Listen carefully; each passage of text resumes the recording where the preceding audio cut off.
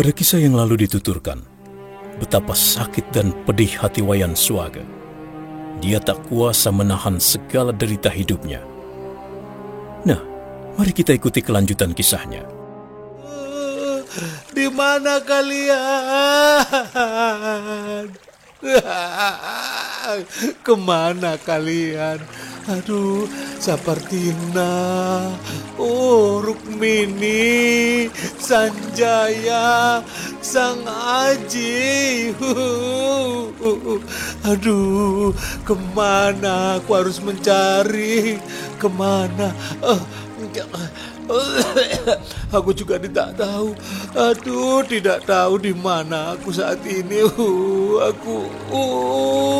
Kakiku sakit. Aduh.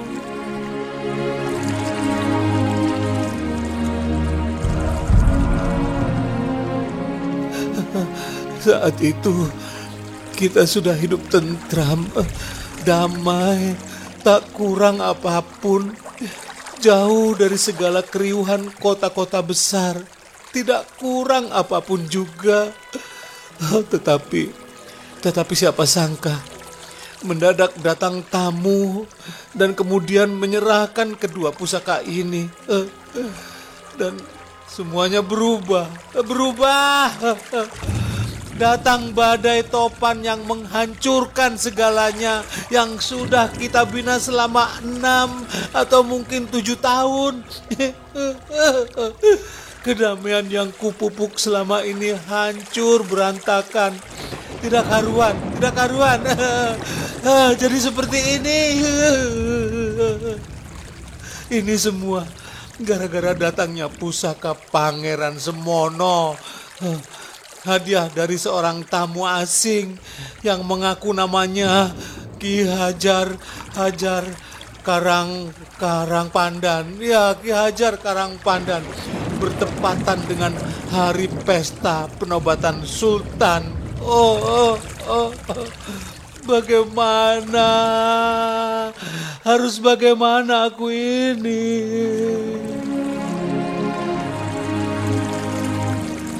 Harus bagaimana aku? Seperti tadi yang sudah kusarankan, serahkanlah kedua pusaka itu. Hah? Apa? Apa katamu? Diserahkan? Iya, diserahkan. Diserahkan. Serahkan pada siapa? Hayo, katakan. Pada siapa? Katakan. Serahkan kepada orang-orang Banyumas. Apa katamu? Apa? Iya, serahkan kepada mereka. Bukankah kedua pusaka itu adalah hak milik mereka? Tidak.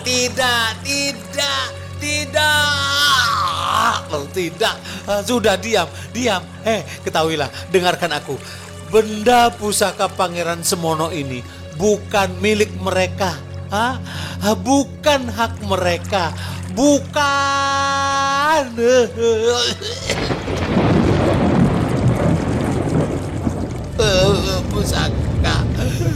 Pusaka ini kami yang punya kami. Kami telah membayarnya dengan sangat mahal. Aduh, bagaimana mungkin kuserahkan, melepaskan dengan begitu gampang? Aduh, mana mungkin. Kau tahu kan, adikku Made Tante, dia mati karena pusaka ini. Dan tentu saja keluarganya sekarang hancur berantakan. Coba, terbayangkan olehmu kan? Terbayangkan. Ayo, ingat, di mana mereka sekarang? Coba, di mana? Anak dan istrinya juga di mana? Sudah kau apakan mereka? Kau apakan mereka?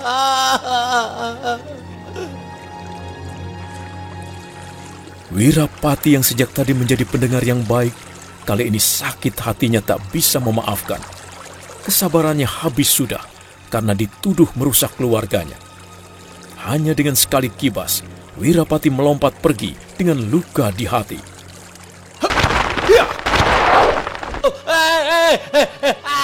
Kemana mau pergi kamu? Kemana kamu pergi? Tunggu!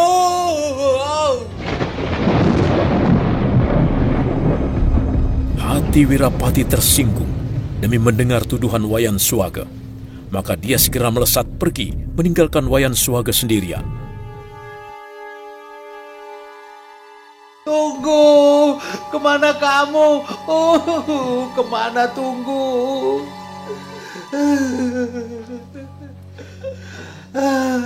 Tunggu. Kemana aku mau pergi? Apa urusanmu? Apa pedulimu? Sudah, urus dirimu sendiri. Aku harus pergi. Tunggu dulu, jangan pergi. Jangan pergi, bagaimana dengan aku nanti? Aku tidak bisa berbuat apa-apa. Kakiku sudah buntung, sudah, jangan pergi. Aku tidak ada tenaga. Jangan tinggalkan aku sendiri di sini. Jangan. Aku tidak mengerti di mana ini. Jangan pergi. Tolong aku. Tolong aku. Tolong.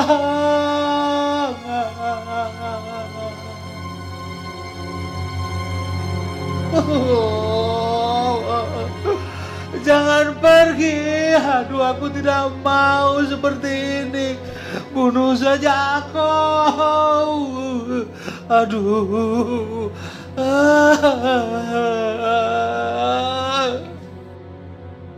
Wayan Swaga menangis meratap-ratap. Tangisnya menggetarkan hati. Dia merasa takkan sanggup hidup sendirian di belantara itu. Dia menangis sejadi-jadinya. Tangis Wayan Swaga terdengar di telinga Wirapati, hingga Wirapati seakan tak tega meninggalkannya. Dia tahu bahwa Wayan Swaga sangat sedih, menangis sambil memeluk dua benda pusaka yang dipertahankannya sejak semalam. Aduh, tolong aku, jangan pergi. Jangan pergi. Jangan tinggalkan aku sendiri. Tolong. Aku bisa mati di sini. Tolong aku.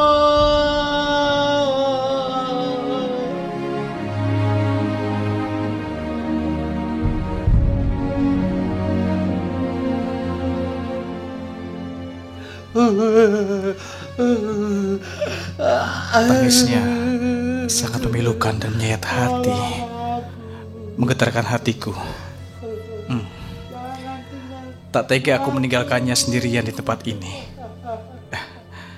Aku sebenarnya sangat dongkol dengan kata-katanya tadi.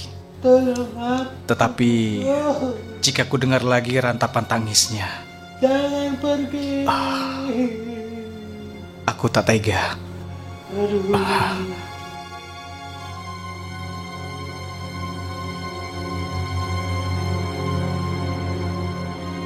Hati Wirapati yang perasa membuatnya ragu untuk pergi. Hatinya yang dongkol sedikit demi sedikit mulai mencair demi mendengar tangis ratap Wayan Swaga. Wirapati tidak tega. Wirapati berhenti melangkah dan menoleh ke arah Wayan Swaga yang masih menangis terseduh.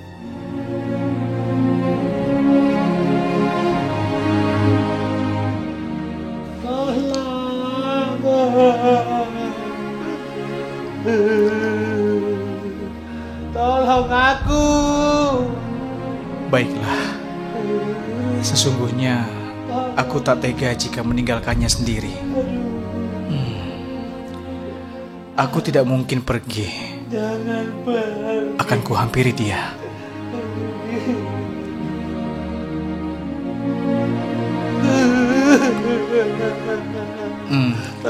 Maaf. Jika boleh aku bertanya, mengapa kamu menangis begitu sedih? Mengapa? Apa yang membuatmu sedih seperti itu? Biarkan aku menangis sepuasku. Biarlah aku menangis sampai mati. biarkan aku menangis.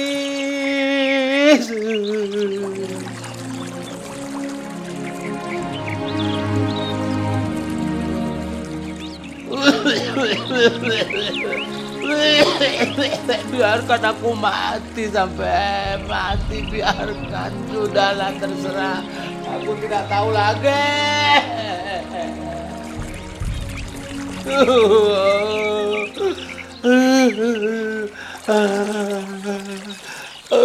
Aduh, biarkan aku mati.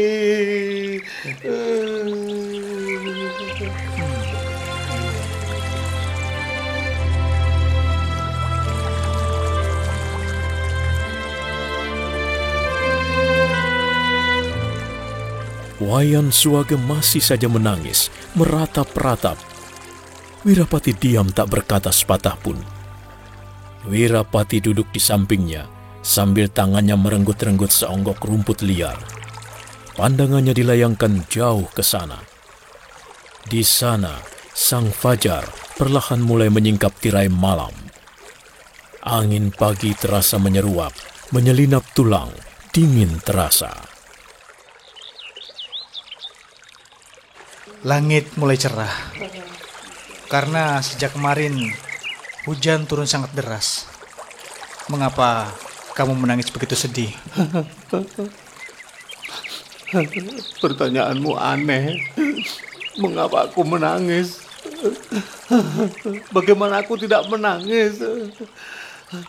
Aku juga ingin mengulangi pertanyaanmu padaku yang menghidupi aku. Apa sebabnya aku menangis? Benarkah kau tidak menghendaki kedua benda ini? Ayo, jawab. Benar. Sudah kukatakan sejak tadi, aku bukan pewaris sah pusaka itu. Itu bukan hakku. Mengapa kau mencurigai aku? Ada apa? Sungguh aku tidak mengerti. Aku tidak paham dengan jalan pikiranmu. Karena sudah kukatakan, aku tidak berhak. Bukan hakku. Aku tidak ingin kedua pusaka itu. Dan sekalipun kau akan memberikan kedua pusaka itu kepadaku, aku akan menolak. Tetap kutolak. Hah? Kenapa kau menolak? Kenapa? Padahal kan banyak sekali orang-orang yang memperebutkan pusaka ini. Kenapa menolak? Mereka boleh memperebutkan, tetapi aku tidak. Mengapa? Karena pusaka yang bukan miliknya atau hak warisnya, jika dimiliki, akan membawa malapetaka. Itulah kepercayaanku.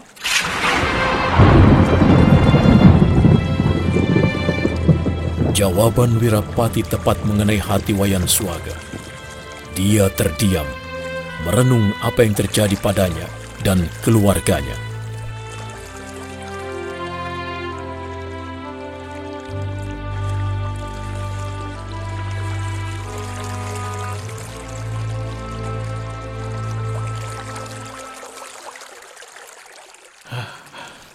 Benarkah apa yang dikatakannya?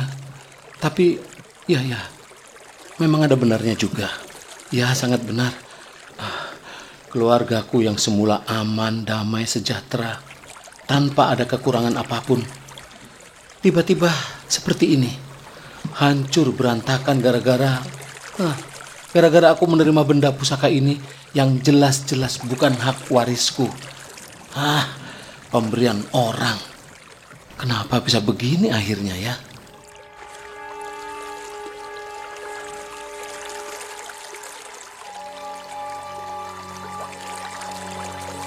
Wayan Suwaga berpikir keras, dan sambil mengusap-usap matanya, dia memperhatikan Wirapati, mengamati Wirapati dengan seksama.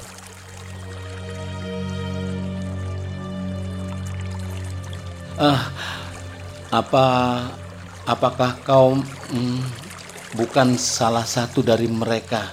Maksudku, apa kau bukan kelompok mereka? Jangan hanya diam, jangan hanya menggeleng. Jawab pertanyaanku. Iya, iya. Itu artinya kau bukan dari mereka. Ah, apakah kamu yang datang hendak mengabarkan sesuatu kepada kami?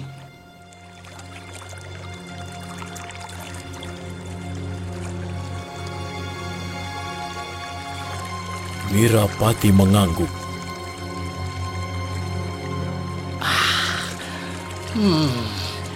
Oh ya, apa yang akan kamu sampaikan kepada kami? Baiklah, akan kusampaikan. Rumahmu telah terkepung oleh orang-orang Banyumas. Keselamatan keluargamu terancam bahaya. Hah? Apa? Apa? Oh. Kenapa jadi begini? Kenapa jadi begini? Kenapa malah petaka yang kuterima? Aduh, padahal maksud kami baik. Begini ceritanya. Dalam hujan, ada seorang laki-laki sudah agak tua melintas di depan rumah kami. Karena tidak tega, kami memanggilnya agar singgah. Dan perlahan dia pun mau singgah ke rumah kami. Dia mampir, tetapi sejak pertama memang sikapnya aneh orang itu. Dia sangat kaku, kasar. Tetapi ya bagaimana lagi, kami sebagai tuan rumah ya tetap menyambutnya. Bahkan dia sempat bersalaman dengan Made Tantre, saudaraku. Tetapi percaya atau tidak, inilah buktinya. Made Tantre meringis kesakitan. Padahal hanya salaman. Salamannya rupanya keras sekali, luar biasa. Dan dia masuk dalam ruangan. Dia jelalatan, garang, kasar. Begitu juga kepada kedua anak-anak kami, Sanjaya dan Sang Aji. Tetapi aneh, orang tua itu tiba-tiba lembut ketika melihat istriku dan istri Made Tantre. Ya karena memang hari itu kami mengadakan acara makan bersama untuk penobatan Sultan. Dia pun kami ajak makan. Iya, kami makan bersama-sama, tetapi anehnya dia memaksa kami untuk menerima sesuatu imbalan. Dia tidak mau membayar dengan uang, melainkan dengan 2 benda pusaka ini. Dan kami juga menolak, tapi dia malah marah. Lalu benda pusaka itu diserahkan kepada kedua anak kami. Sanjaya dan Sang Aji dipaksa untuk menerima. Tapi kemudian dalam hujan datanglah para gerombolan yang mengaku sebagai itu bahwa pusaka ini adalah miliknya. Mereka semua itu orang-orang dari Banyumas. Kami bertempur mempertahankan. Kami bisa mengusir mereka dengan bantuan Tuan. Ya namanya Tuan Hajar Karangpandan. Mereka diusir dan pergi di tengah hujan deras. Kemudian Hajar Karangpandan pun pergi. Jadi tinggallah kami berenam dengan anak kami yang 2 kecil-kecil. Tidak bisa dibiarkan. Aku harus membuktikan bahwa kedua benda ini adalah milik kami. Lalu kami minta tolong Sapartina, istriku, memanggil beberapa ketua kepala kampung supaya datang menyaksikan.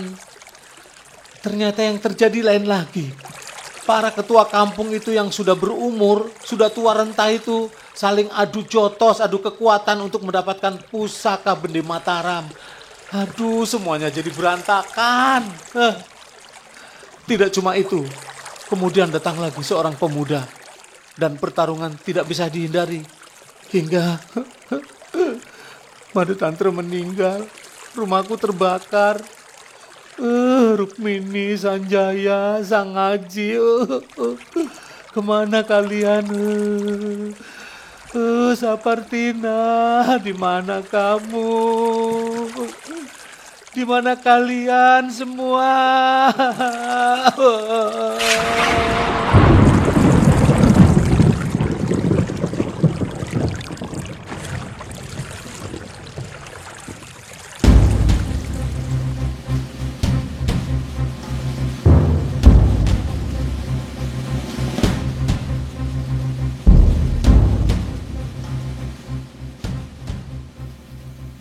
Wayan menangis meraung mengingat kejadian yang dialaminya. Hatinya sangat sakit. Tangisnya membuat agak sedikit lega atau tidak di hati. Yang penting dia sudah meluapkannya, melepaskannya. Wirapati sedih mendengar kisah Wayan Swaga. Dia hanya diam mendengarkan dengan seksama. Nah, bagaimanakah kisah Wayan Swaga selanjutnya? Dan juga bagaimana dengan Wirapati?